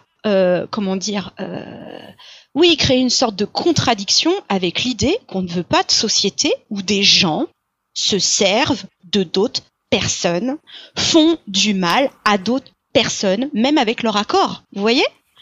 C'est quand même le fondement de la société humaine que de se dire qu'on a créé, nom de Dieu, des méthodes, des tas de droits, tout ça, pour venir dire que même avec l'accord de quelqu'un, en fait, on lui fait pas de mal. Vous voyez ? Oui. Et souvent, quand même, bizarrement, pour ces sujets-là, on l'oublie, quoi. On l'évacue. Et on l'évacue au motif quoi ? Qu'il y a des messieurs qui sont contents de venir se faire frapper la gueule par une dame. Mais alors attendez, excusez-moi, mais c'est quoi ce truc, quoi? Enfin, je veux dire. Et puis c'est pareil, il y a pas même avec leur accord, ça se fait pas non plus parce que c'est inaliénable dans les deux sens en fait. Voilà. Et la notion en fait. D'ailleurs, c'est assez intéressant, je trouve, parce que ça montre bien que le néolibéralisme et le capitalisme, il va jusqu'à donner de nouveaux arguments, vous voyez, pour marchandiser un corps, en fait. On en arrive maintenant à dire « Ah, mais oui, mais bon, le droit de disposer de son corps, c'est de faire n'importe quoi avec. » Non, mais attendez, mais on est où, quoi? On est dans quel monde? Dans quel monde on va dire à un enfant? Oui, excuse-moi, je m'énerve. Vas-y. Non, mais alors, ça va peut-être pas te faire redescendre, mais mais pour moi, il y a un enjeu sur ce truc-là qui est, je trouve mais justement, le produit de la marchandisation et de l'objectivation des corps par le néolibéralisme et le capitalisme en général, c'est que la conception basique, quand il y a pas trop réfléchi du rapport entre soi et ton corps, enfin. Et que t'as pas d'autres référents culturels, je sais pas, religieux par exemple, ou philosophiques, c'est que, tu sais, c'est le fameux « mon corps m'appartient ». Et je trouve qu'il y a un truc mais atroce dans cette phrase, enfin, qui avait son utilité militante au moment où elle est apparue, mais en fait, c'est pas « mon corps m'appartient », c'est « je suis mon corps ». T'as tout à fait raison. Et en fait, si mon corps m'appartient, c'est un objet, je peux m'en séparer, je peux me l'aliéner, je peux le vendre, je peux le fracasser. Si je suis mon corps, bah, c'est pas possible, c'est moi-même. Et je trouve que c'est là qu'il y a une... J'ai l'impression que c'est un peu dans cette différence de formulation-là que se nichent les arguments justement dont tu parles. Pour moi, en fait, le vrai problème, je vais te dire, c'est en fait, c'est ce qu'a conceptualisé Habermas, hein, c'est les mots, les sous-entendus des mots. Et en fait, on est sur, d'une certaine manière, on vit un prisme du capitalisme et du néolibéralisme qui fait que les gens n'entendent plus la même chose derrière les mots. Tu vois, par exemple, mon corps m'en appartient. C'est des mots qui ont des sous-entendus d'une époque, d'un moment clé. Tu vois, si t'as pas ces éléments de concept, c'est ce que tu dis, de l'époque, du pourquoi ces mots-là ont été utilisés, etc. En fait, tu te retrouves à les utiliser maintenant avec les mots de la marchandisation, quoi. Voilà, du corps. Les mots d'aujourd'hui, c'est-à-dire, mon corps, c'est un objet. Et en fait, ce qui est rigolo, c'est qu'en plus, ça vient confirmer l'élément de dissociation de son corps. Je suis, mais mon corps est pas forcément moi. Vous voyez? Que tout le néolibéralisme et le capitalisme veut justement nous imposer, quoi. C'est du genre, moi j'ai des collègues qui me disent ça souvent, qui me disent non mais t'inquiète pas, je vais arriver en tenue de travail. Et au début, je faisais pas attention à ces mots-là. Tenue de travail. Ouais. Et à un moment donné, je me suis mise à discuter avec elle en disant mais pourquoi tu me dis j'arrive en tenue de travail? Parce que je suis en tailleur en fait. Vous voyez? Donc en fait, et donc je lui dis mais attends mais en fait t'es en train de me dire que tu mets un truc que t'as pas envie de mettre? Oui, c'est ça. Je le fais juste parce que je viens au boulot en fait, pour répondre donc au code clairement hyper sexiste du travail, dans lequel on doit répondre à des codes hyper stéréotypés. Et au final, son corps n'est plus le sien au travail. Vous voyez? Donc, on est vraiment dans une histoire, où, en tout cas un moment où les mots, ils sont hyper importants. Et effectivement, tu as raison, faut prendre le temps de bien expliquer ce qu'on dit derrière les mots, quoi. C'est comme toute la difficulté qu'il y a pour les gens à comprendre ce que c'est que l'abolitionnisme, quoi. Parce qu'en fait, dans leur tête, abolition égale interdiction. Le concept n'est pas compris. Parce que l'histoire du concept n'a pas été transmis, en fait. Le mot a été transmis, mais pas le concept. Et parce que des éléments avec des relais médiatiques font tout pour qu'ils soient mal compris aussi. Exactement. Oui. Exactement. Sur la question, ça, là, on est dans la lutte politique, pour le coup. Tout à fait. Sur la question de mon corps m'appartient, ça c'est un argument aussi qu'on retrouve chez les antivax. Ouais. C'est les antivax et tout le mouvement anti-masque qui va avec, sur je fais ce que je veux, mon corps m'appartient, vous ne pouvez pas m'obliger à faire comme ça. Et c'est la question de l'oubli de quelque chose, alors qui est très difficile à expliquer, mais qui me semble fondamental, c'est quand on dit mon corps m'appartient, il y a aussi une question oui mais non. C'est-à-dire qu'à partir du moment où tu vis en ta société, bon alors là on est dans le cadre d'une pandémie, un truc comme ça, ton corps t'appartient, oui, certes, tu en as, ça t'a l'usage social, psychologique et politique en tant que tel, mais si on se place au niveau du plan politique, ton corps t'appartient, mais il appartient quelque part aussi aux autres. C'est-à-dire que tu ne peux pas te permettre de faire n'importe quoi si ça met en danger les autres. Et tu peux pas te vanter voilà, de faire n'importe quoi, parce que mon corps m'appartient, à ce niveau-là, on revient à dire, je fais ce que je veux et tant pis pour les autres. Et politiquement, on ne peut pas admettre ça. Et ça, dans un moment individualiste, ultra-individualiste, jouisseur comme le nôtre, jouisseur pervers comme le nôtre, politiquement, c'est très difficile à expliquer. Mais moi, je dirais plus que c'est nous sommes liés les uns aux autres, en fait. C'est-à-dire que, oui, ton corps t'appartient, voilà. Mais que tu le veuilles ou pas, t'es lié aux autres, en fait. Ce que tu fais a un impact sur les autres. Ce que tu fais de ton corps, ce que tu exerces comme pouvoir, d'ailleurs, avec ton corps, a un impact sur les autres, quoi. Et même quand tu te fais des choses à toi, pardon. Donc, en fait, c'est ça qui est... et c'est l'élément le plus important, limite. Et effectivement, on est dans un moment merdique parce que tout ça, là, tout ce qu'on est en train de se dire, c'est pas du tout en primeur, en fait. Voilà. C'est minoritaire. Voilà. Tout ça, c'est vraiment oublié sans cesse. Enfin, moi, je sais que dans le monde du travail, c'est peut-être l'élément le plus difficile à faire passer parce que c'est quand même le lieu du pouvoir veut absolument ne pas prendre en compte ces éléments, alors que toutes les règles sont faites pour rappeler ça, les conditions de travail, qu'on est liés les uns aux autres. Mais tout est fait pour justement qu'on ne lutte pas, pour que nos corps justement les uns aux autres soient liés, quoi. Ce truc du travail, c'est hyper marqué justement l'effet de ce qu'on accepte soi sur les autres au travail. Je pense, tu vois, le truc que tous les syndicalistes connaissent de le collègue qui accepte des trucs de merde parce que individuellement c'est là-dessus que j'allais venir en fait. mais ça a des conséquences pour tout le monde en fait parce que derrière s'il y en a un qui l'accepte, les autres sont un peu obligés d'accepter, etc. Oui, c'est ce que j'allais dire sur le fait que c'est peut-être pas évident pour tout le monde de comprendre pourquoi ce que tu te fais à toi-même ça a un impact sur les autres. C'est que sur ce que tu fais, quoi que tu fasses même, t'auras toujours un connard pour dire regarde si lui ou elle il peut le faire, toi aussi. Exactement. Exactement. Et ça pour le coup c'est quelque chose de, je pense, on l'a tous vécu, quoi. Ce moment justement où on est renvoyé à ça, on nous dit mais si machin l'a fait, etc. Et moi je sais que c'est un élément clé sur lequel, alors moi en plus très petite, très jeune, j'ai eu droit à ces trucs-là, ou pas que dans le monde du travail, j'entends dans le monde de l'école, vous voyez. Mais si machin le fait et tout, et puis à un moment donné, il y a aussi, en fait moi je suis pas lui. Et ça bizarrement ça renvoie à ce que tu disais, Gwen, c'est-à-dire aussi moi mon corps appartient. C'est aussi un outil politique de lien avec les autres. C'est-à-dire de dire, c'est pas parce que l'autre, en fait, s'est retrouvé contraint par les lois des éléments, vous voyez ce que je veux dire, pas forcément très clairement, à faire un truc que nous, on doit l'accepter, en fait. C'est quoi ce truc? C'est quoi cette vie qui nous demande, les uns aux autres, d'avoir comme représentation le pire du pire de ce que peut faire un humain? Oui, parce qu'en plus, dans ce truc du pourquoi pas toi, à chaque fois, c'est pourquoi toi tu cèdes pas autant que l'autre. C'est ça. On peut aussi bien inverser la question. Moi, je refuse. Pourquoi machin refuse pas? Exactement. Ce qui va nous permettre. Et ça, c'est vraiment la domination pure, en fait. C'est vraiment l'élément de domination pure qui est quand même de déclarer. Lui, il a été dominé. Pourquoi toi tu veux pas? Non mais attends, mais c'est quoi ce bordel? Parce qu'en fait, j'ai pas envie d'être dominé, Coco. C'est tout. Voilà. Mais c'est marrant parce que ça rejoint sur un autre plan. Bon là on prenait l'exemple du travail, mais en fait c'est un peu toute la question du porno aussi, ça. Oui, tout à fait. Tout à fait. Tu vois, sur le porno, Gwen, souvent la question qu'on me dit, qu'on me pose, c'est assez marrant parce que c'est très, je trouve, représentatif, c'est « Mais je fais pas de mal, je regarde l'écran ».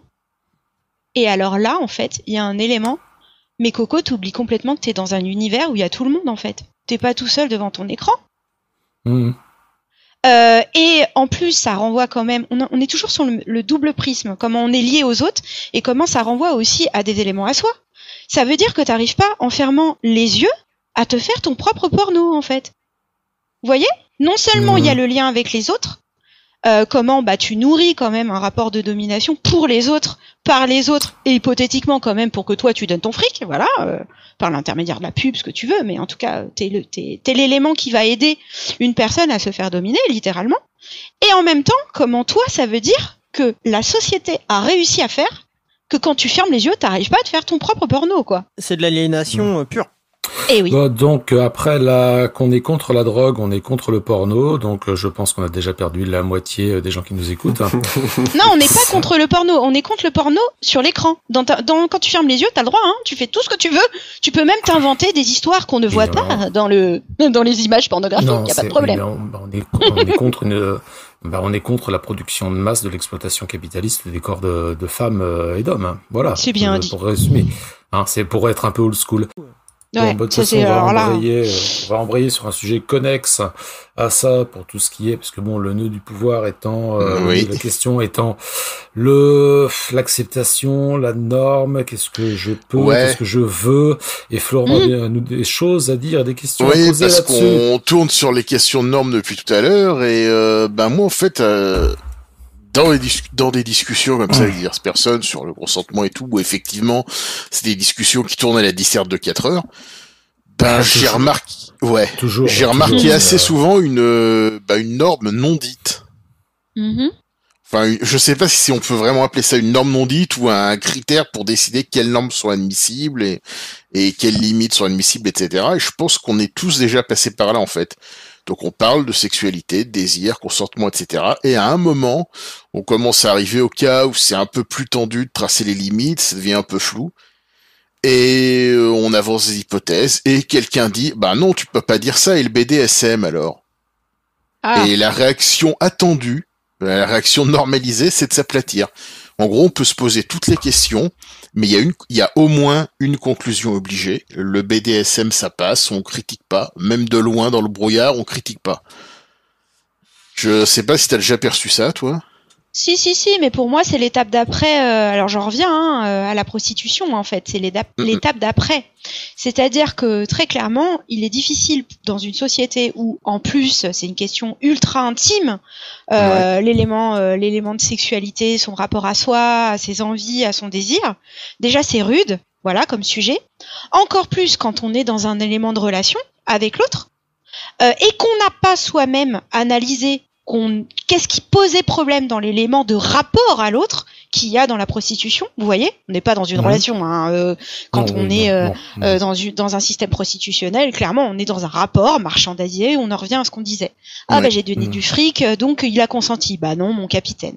Donc j'ai le droit. Voilà. Et donc, dans le sadomasochisme, on en arrive, parce que moi, BDSM, tout ça, je vais le dire très clairement, dans le sadomasochisme, on en est dans l'élément d'après, l'étape d'après, où comment on refuse véritablement de concevoir l'idée même que, la violence sexuelle, elle emmène des gens à avoir des envies de sadomasochisme. Parce que les sadomasochistes, on va être très clair, hein, c'est pas tout le monde, hein, c'est une minorité, et c'est des gens qui ont vécu des violences sexuelles, mais de dingue, en fait. Et d'ailleurs, qui les revivent par l'intermédiaire du sadomasochisme, quoi. Et il suffit de discuter 2 minutes avec n'importe quel psychologue qui travaille, et je dis bien psychologue et pas psychiatre, hein, vous me suivez,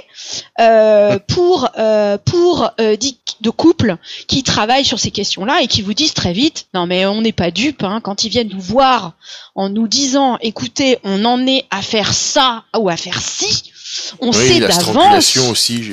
Voilà, on sait d'avance. La mode de la strangulation. C'est un peu le fait qu'il y a une mode en parlant de sexe, quoi. Voilà. Et on sait d'avance que quand on va analyser la question, le nœud du problème qu'il y a dans cette relation sadomasochiste, on sait d'avance qu'on va en arriver à un moment donné à comprendre, découvrir, remettre en mémoire des éléments traumatiques graves qu'ont vécu les personnes, quoi. Et qui, en fait, leur reviennent à la tronche à chaque fois qu'ils sont en train d'essayer, parce que c'est ça, hein, d'avoir une relation avec l'autre. En fait, ils en reviennent à vivre des rapports de violence, quoi.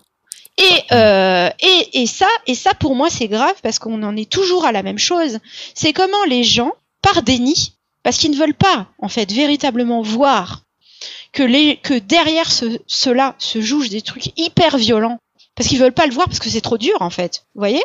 Ils en arrivent à dire, ah bah oui, mais ils le veulent bien.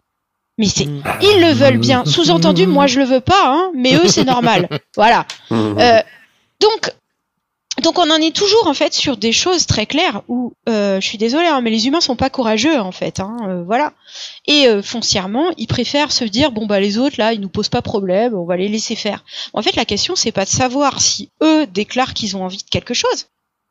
OK ? La question c'est de savoir si nous dans la société on a envie que les gens se fassent des trucs comme ça quoi. Oui, en gros, on est en train de normaliser l'objectification, en fait. Oui, puis en plus, on les rôtisse, quoi.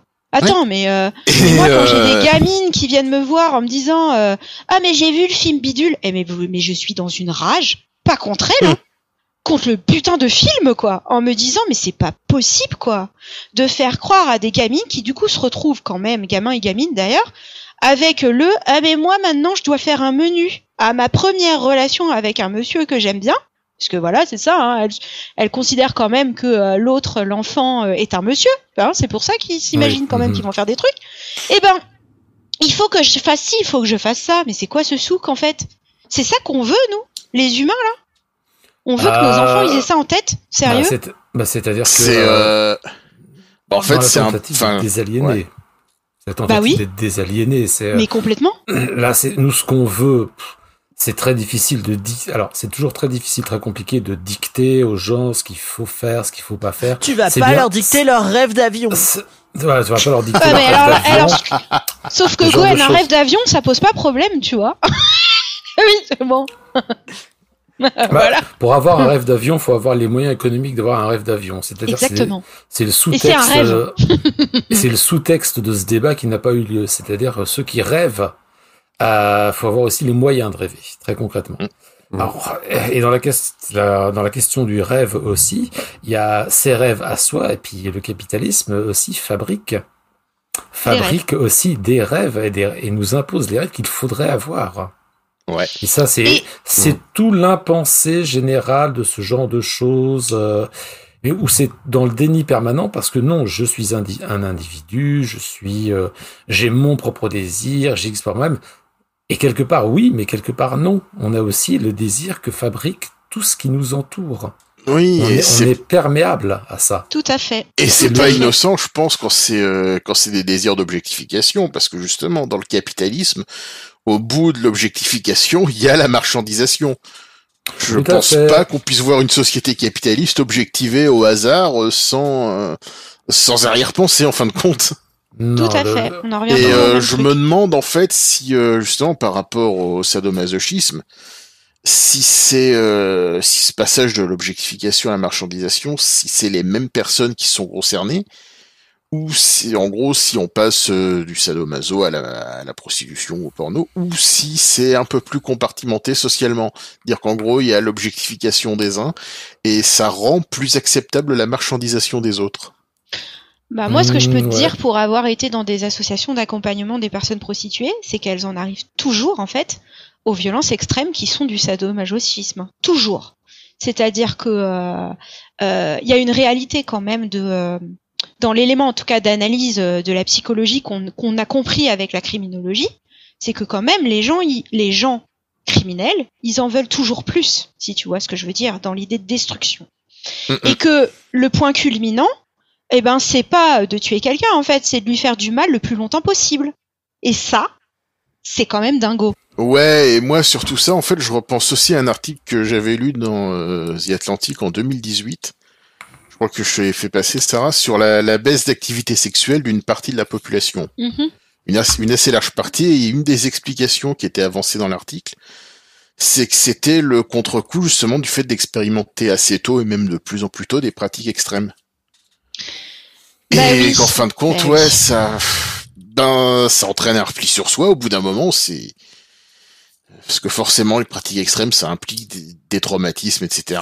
Donc après, il y a une phase de repli sur soi et ainsi de suite.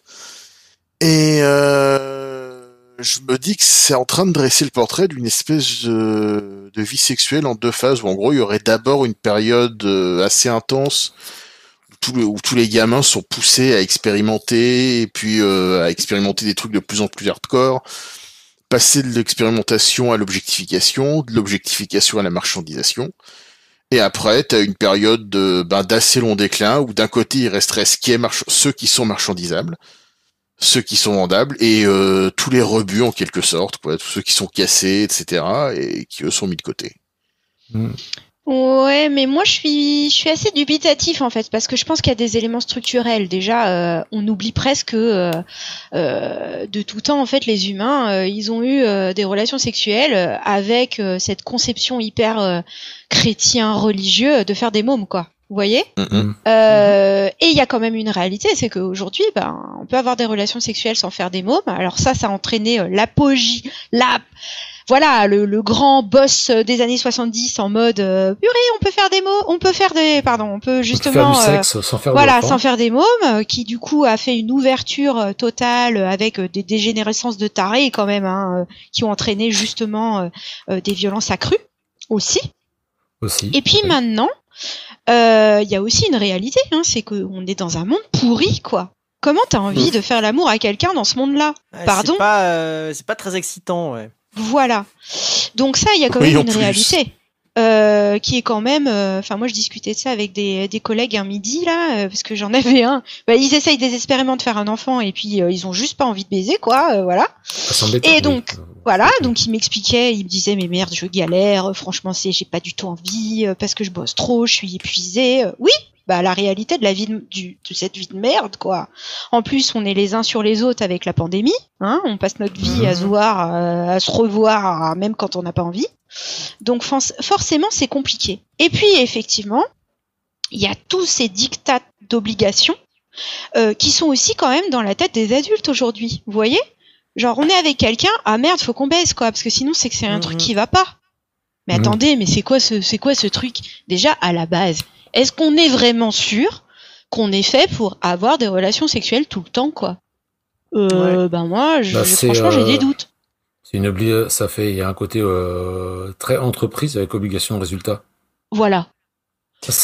Et après, je me demande si ce truc-là, c'est aussi plus au-delà du côté productif, vu que justement, c'est entre guillemets maintenant les liens irrévocables, ils sont un petit peu plus choisis quand tu es avec quelqu'un, dans le sens où déjà tu peux éviter d'avoir des enfants si tu veux pas avoir des enfants. Le recours au mariage, il a un peu changé aussi, et du coup, est-ce que les relations sexuelles, ça devient un peu le marqueur de l'existence de cette relation-là, tu vois, potentiellement. Mais t'as raison. Ouais. Parce que quand tu vois le nombre quand même de couples d'ailleurs qui se posent la question de mais en fait est-ce qu'on est vraiment un couple parce que nous on fait pas grand chose, vous voyez, des trucs comme ça. Et quand tu leur dis mais attendez, comment ça vous faites pas grand chose, vous êtes tout le temps ensemble, vous faites des musées, des concerts, enfin voilà quoi. Enfin je veux dire vous êtes tout le temps collés l'un sur l'autre. Ouais mais tu comprends, on baisse pas beaucoup quoi. Et là, tu fais, mais c'est quoi ce truc, en fait? Il y a effectivement, pas d'obligation de baiser beaucoup. C'est ça le truc que les gens comprennent pas, c'est que au bout d'un moment, surtout on est dans le cadre de relations longues, etc., alors on n'a rien à prouver déjà aux autres en leur démontrant à l'extérieur que on est en copulation permanente frénétique comme des lapins, parce que déjà d'une, ça les regarde pas. Déjà. Et je suis très très gêné par ces gens qui arrêtent pas de dire à quel point sur les réseaux sociaux, des gens qui sont spécialisés dans les trucs sexe, qu'ils ont une vie sexuelle complètement oufissime tout le temps et que c'est une explosion, alors que nous savons bien que dans la réalité c'est quand même très très très très rarement le cas. Mais surtout dans l'entre-soi intime, quand on crée une relation avec un autre, personne n'est obligé. Personne. C'est à partir du moment même où on se sent obligé de le faire, il y a un problème. Et oui, et puis en plus, on a quand même ce truc-là, c'est cette idée que, en fait, aimer l'autre dans la conscience collective, c'est montrer son désir à l'autre, et ça se réduit à l'idée qu'on doit avoir envie d'une relation sexuelle avec lui tout le temps. Vous voyez ? Une espèce de truc complètement dingue, comme si on pouvait pas désirer quelqu'un de manière complètement érotique et les yeux fermés, sans potentiellement aller tout le temps jusqu'au bout, en fait, en réalisant. C'est un peu un truc, une histoire de lampe, là, à la mode Aladdin, tu sais, faudrait tout le temps frotter dessus, quoi. Mais Aladdin, il a peut-être envie de temps en temps de la regarder, là, et puis de se dire, purée, j'aimerais bien frotter dessus, mais je vais peut-être attendre. Voilà. Ouais, et puis c'est tout simplement, au bout d'un moment, la question, quand on est dans une relation avec quelqu'un, il est tout à fait normal, il n'y a pas de quoi culpabiliser, de penser, de désirer, de se dire mais même pourquoi de quelqu'un d'autre, et c'est pas une espèce. Alors déjà d'une, on n'est pas obligé de le faire. On ne sait pas dire je suis libre dans ma sexualité, dans mes fantasmes, je veux y aller, youpi tralala. Et puis surtout, c'est pas très grave. Enfin, c'est pas très grave d'éprouver un élan, une pulsion. Voilà, c'est à la limite même parfaitement normal. C'est pas. Je pense qu'il faut être très insécurisé pour trouver ça. Non, toi tu regardes pas ce mec. T'as pas le droit de regarder les hommes, etc. Bon, on a entendu déjà ce genre d'histoire très régulièrement. Donc, mais on en revient à la relation pouvoir, hein, quand tu toujours. Toujours. Oui. On en revient toujours au pouvoir, quoi. Tu le prends dans tous les sens. D'ailleurs, je reviens à ce que je disais tout à l'heure, il n'y a pas de privilège, il y a du pouvoir, et la répartition de ce pouvoir. Nous allons quand même conclure un petit peu, parce que là, les discussions sont très riches, très intéressantes, sur la question qu'il faut se poser à un moment donné. On fait quoi ? C'est qu'on fait quoi ? Que faire, comme disait le poète Vladimir ? Comment sortir du capitalisme, de la séduction et de toutes les saloperies qui vont avec ? Eh ben, revenir au nous, à nous tous.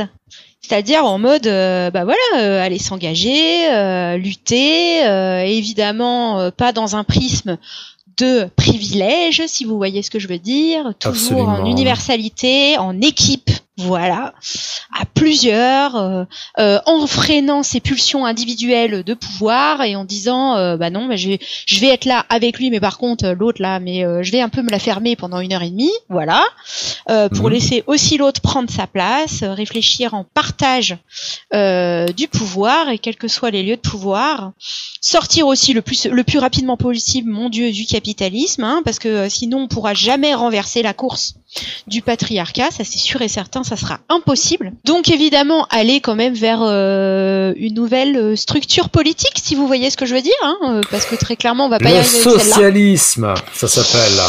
Voilà, donc je ne voulais pas utiliser de gros mots, donc je me suis tue. Non, celui-là c'est pas un gros mot, t'inquiète. Non, ça c'est... Avec nous non. Non, mais sans blaguer, effectivement, il y a cet élément clé, hein, c'est que à un moment donné, on va devoir quand même véritablement renverser la machine. Et puis renverser la machine, maintenant, on n'a plus trop le temps, quoi. Je veux pas être méchante, mais on n'a plus trop le temps, quoi.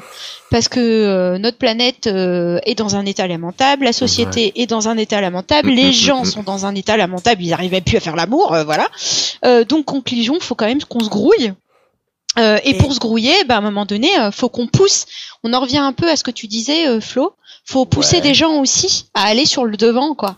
C'est-à-dire à venir prendre la place du devant dans le collectif. Et effectivement, je pense qu'il faut que ça soit pas les mêmes que d'habitude, parce que très clairement, les mêmes de d'habitude, ils n'y arrivent pas en fait. Hein, ils font de la merde, voilà. Donc, il faudrait plutôt pousser ceux qui font. Mais sont jamais sur le devant de la scène pour que ces gens-là nous amènent d'autres idées qui sont évidemment que dans une réflexion collective, quoi. C'est pas une personne qui va nous sauver, c'est nous tous, quoi. Et toutes, en l'occurrence. J'ai un truc, j'aimerais bien avoir ton avis dessus. Justement, dans les perspectives comme ça, au fond... Bon, là, c'est un programme vachement ambitieux quand même. Je pense qu'on a de quoi faire pour pas mal de temps. Je sais pas si vous avez prévu la semaine prochaine, mais quelques décennies, voilà. Je me demande aussi à l'échelle, en fait, à une échelle qui est un peu plus proche des individus, même si c'est une histoire collective, on l'a dit plein de fois, mais est-ce que se démerder pour créer des individus qui soient justement plus comment dire, tu vois, qui cherchent pas le pouvoir pour eux, qui remettent le pouvoir pour les autres tout le temps, qui ont quand même, qui sont plus assurés en même temps sur eux-mêmes, sur leurs désirs, ce qu'ils veulent pas, ce qu'ils acceptent des autres, ce qu'ils acceptent d'eux-mêmes, etc. Au fond, ça se potentialise aussi dans l'idée. Enfin, je vois mal d'après tout ce qu'on a dit là, je vois mal comment quelqu'un qui serait éduqué d'une manière à peu près correcte sur les questions de rapport et de relations, justement relations entre les femmes et les hommes, ne serait pas aussi potentiellement critique envers l'organisation globale de la société, tu vois. Parce qu'en fait, c'est les mêmes ressorts à la fin. Mais bien sûr. Non, la réalité, c'est que évidemment, la question du féminisme, pour moi, c'est le premier prisme très ancré dans l'individu qui peut nous servir, en fait, d'élément fondateur de l'émancipation d'une personne, quoi. C'est-à-dire qu'en gros, souvent, quand d'ailleurs, c'est plutôt avec mes petits-neveux, etc., quand je pense à mon frère qui dit « Mais comment je peux faire pour que mon enfant il soit émancipé, etc. » Je lui dis « Tu commences par ça, en fait. » Très clairement, hein.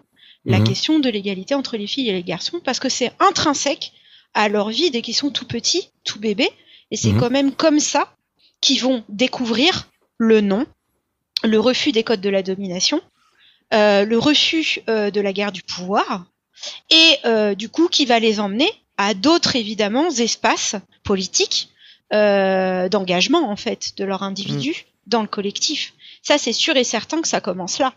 Après, le souci, c'est que quand même, on est dans un monde où les gens ne conçoivent plus le collectif. Si vous voyez ce que je veux dire. C'est d'ailleurs, c'est pour ça que Gwen en arrive à cette question. Ouais, voilà. Il le rejette même. Et donc, à un moment donné, il faut quand même aussi, je pense, venir à. Mais en fait, le pire des lieux de domination, c'est la famille et le travail. Voilà. C'est-à-dire que pousser nos enfants, nos jeunes vers à sortir des familles et du lieu de travail pour s'émanciper, c'est le bon plan en fait, très clairement, parce que c'est pas là où ils vont découvrir la beauté de la vie. Non, c'est clair et net que c'est pas dans la famille ni sur le lieu de travail. Et donc, et d'ailleurs c'est ça qui est rude pour nous, j'entends, qui avons des réflexions politiques, c'est qu'on sait par nature que c'est pas là que les individus en tant que personnes vont se développer, quoi. C'est là où il peut avoir des vraies luttes, voilà, pour justement des luttes en faveur d'avoir une égalité, pas des luttes de pouvoir, mais c'est là aussi où c'est hyper dur en fait, où c'est crispé. Enfin franchement la cellule familiale, il y a rien de pire. Donc ça doit pas se faire là, j'entends en premier en fait. Il faut tout faire pour que les gens soient plutôt dans du réflexe des instances de fabrication de son individu qui se jouent ailleurs, voilà, au théâtre, à la culture, en train de faire du skate, vous voyez, là où ils peuvent en fait découvrir que ils peuvent faire plein de trucs sympas avec leur corps sans passer par quelqu'un d'autre, où ils peuvent développer aussi leur esprit critique sur ce que font les autres d'eux-mêmes, voilà. Et ça c'est quand même rude parce que on est en pleine pandémie, quoi. Donc en fait, là, c'est un moment qui est très délicat pour ça. Ils sont morts là en ce moment. Ouais. Voilà. Et au-delà de ça, ils étaient déjà bien malmenés en termes politiques. Enfin, moi, je pense aux associations de tout poil, socioculturelles, tout ça, qui ont été toujours des lieux comme ça, alors qui peuvent être des lieux de domination. On reparlera pas de l'expérience du club de foot de Philippe, mais aussi des espaces d'émancipation, justement parce que tu découvres autre chose, ce que tu découvres de chouette et de désirable dans ces autres espaces, tu veux l'apporter ensuite dans les espaces où c'est plus nul. Ouais, et puis il y a quand même un truc qui est emmerdant dans ces histoires-là, c'est qu'effectivement il y a plus trop d'autres espaces en fait. Même dans dans l'esprit, vous voyez? Ouais. Quand on discute avec les gens, moi j'entends souvent des adultes dire ouais mais c'est pas bien, ils traînent, etc. Enfin genre t'as envie de dire mais t'as complètement zappé que en fait c'est quand t'as traîné que t'as fait des trucs géniaux en fait. Voilà. C'est clair. Mes parents ont déménagé pour que je puisse traîner. Voilà, donc alors que là, on est quand même dans un moment hyper capitaliste où en fait, on est dans le jugement permanent des plus petits, quand même, parce que c'est les seuls qui sont pas dans le moule, quand même, du capitalisme, quoi. Ils sont pas en train de bosser ou vous voyez ce que je veux dire, voilà. Ouais. Ils sont pas marchands du tout, eux, voilà. Et puis on est tout le temps en train de leur dire de les renvoyer à des espaces prédéfinis, c'est-à-dire tu dois pas être dehors, donc tu dois être soit dans ta famille, donc chez toi, sous-entendu avoir la place d'être chez toi, parce qu'il y a ça derrière quand même. Oui. Et ou en train de travailler, en train de faire un truc productif, quoi. Donc être sur les bancs de l'école. Il y a un lieu quand même où ils ont cette liberté. C'est Internet. Mais là, en termes de marchandisation et de domination et de tout ce qu'on veut, et de propositions aussi de modèles structurants qui sont peut-être pas les plus émancipateurs. Voilà, et puis c'est déjà trop tard. Et puis quand ils arrivent sur Internet, ils sont déjà trop vieux en fait. Hein. Là, on parle de trucs qui jouent quand t'as 3, 4 ans, 5 ans. C'est ça. C'est ça. Tu sais, maintenant, ils y vont assez tôt, pour que les parents ils aient la paix, tout ça. Oui, mais c'est en consommation, enfin, bref. Oui. Mais bon, puis en plus, il y a un truc qu'on oublie, c'est que nous, on est quand même dans des sociétés ultra vieilles. Donc, la masse de la population, c'est quand même des vieux, quoi. Ouais. Et du coup, les plus jeunes, ils sont pas en masse, quoi. Justement, on revient à Internet. En fait, le seul endroit où ils peuvent être en masse de jeunes, c'est Internet. Facebook, Twitter. Pas Facebook. Maintenant, c'est que des vieux sur Facebook. Ouais. TikTok. L'âge moyen sur Facebook, c'est 50 ans. Instagram. Ouais, puis bon, les jeunes, ils sont surtout pas en Europe en fait. Si vous voyez ce que je veux dire, c'est-à-dire que il y a quand même une question fondamentale qui est justement le lien avec les autres, mais même hors de son prisme de sa petite nation où on est coincé dans sa maison. Voilà, et parce que sur les autres continents, c'est eux qui justement font foi. Et c'est limite eux dont on saurait se préoccuper de leur propre émancipation, mais là du coup ça devient très très compliqué. Voilà. Et très très politique. Nous conclurons là-dessus sur ces questions très ouvertes et forcément très critiques et passionnantes. Remercions déjà Sarah d'avoir participé. Merci Sarah, merci beaucoup. C'était vraiment très bien. Merci à vous autres aussi d'avoir participé, Gwen, Philippe et Florent. Merci à celles et ceux qui nous ont écoutés jusqu'au bout. Si nous sommes sur YouTube, n'oubliez pas de se souscrire, à vous abonner à la chaîne, l'abonnement à la chaîne, la petite cloche et toutes ces sortes de choses. Nous vous retrouvons pour une prochaine émission où nous poserons aussi les questions qui fâchent, puisqu'on parlait des jeunes, et on va se poser la question, pourquoi les jeunes sont-ils de droite ? Pourquoi ? Merde, à la fin. Parce que c'est des mecs. Oh, pardon. Non, pas que. Raté. Mais bien essayé. Merci encore. Et puis, je vous souhaite une bonne journée. Je vous dis à bientôt. Au revoir. Au revoir. Au revoir. Ciao. Bon, voilà, c'était bien.